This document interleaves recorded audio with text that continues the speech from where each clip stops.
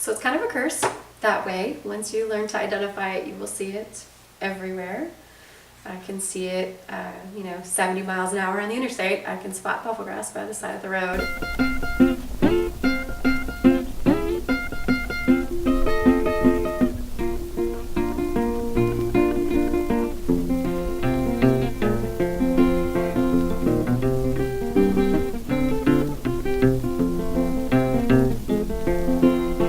It's good morning, Compton. It says good morning, shine.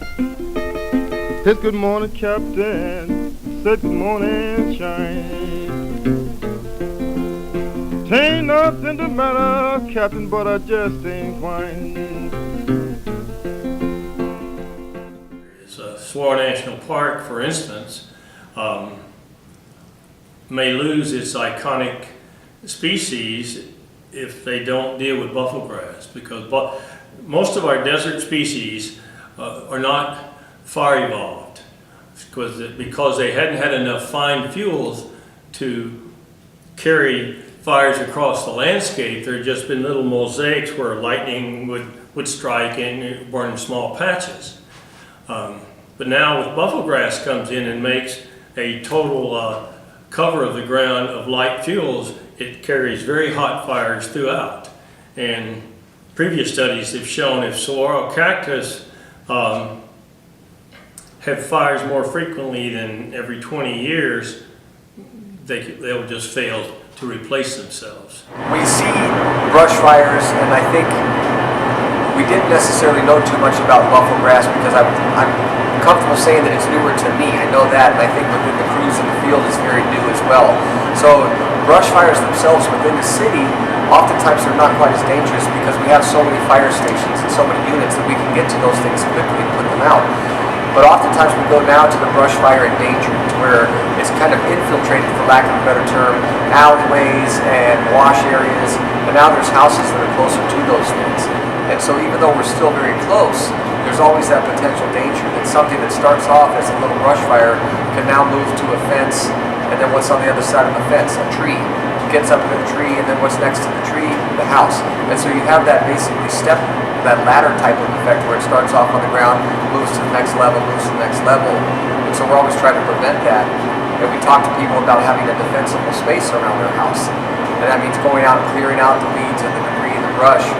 But obviously now with bufflegrass and other types of things like that, it's harder to keep that defensible space. So once they get a handle on how negatively it could possibly impact them, fire damage if it dried out. We've had folks that have lost cars in bufflegrass fueled fires. So once people get an idea that this is relevant to them and could potentially be a threat, then it's in explaining that it is manageable, that you can keep your property bufflegrass free relatively simply after the initial first clear. What I think is kind of telling for me is when I first started volunteering with bufflegrass back in 2009, I would say bufflegrass and people would say, what? And now I say bufflegrass and people say, that's bad. I don't believe we humans can eliminate bufflegrass from the landscape. It's here to stay, just like English sparrows and pigeons and a lot of things. We're just going to have to learn to live with. But I find it interesting and that Saguaro National Park is trying to keep its iconic species. That if indeed the bufflegrass really takes over in a generation or two, a human generation or two, there will be no Saguaro National Park. So control is still possibly an option, but really we're going to be leaving the problem for the next generation.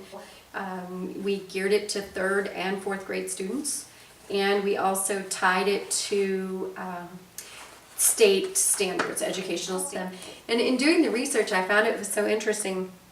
One of the 3rd grade social studies standards is how to be a good citizen, and getting involved, staying informed, voting, and volunteering.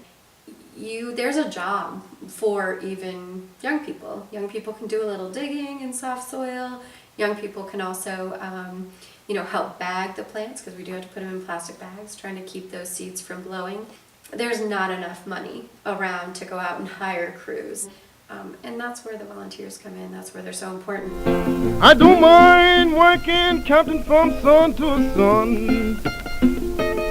I don't mind working, counting from sun to sun. When I want my money, Captain, when payday comes. Work me on this summer, you started on this fall. Work me all this summer, started on this fall.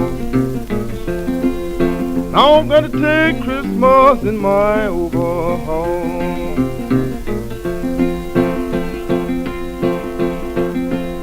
If you good men wanna keep out of town at night, if you good men wanna keep out of town at night, just feed a little pork chop, soup, or apple cider.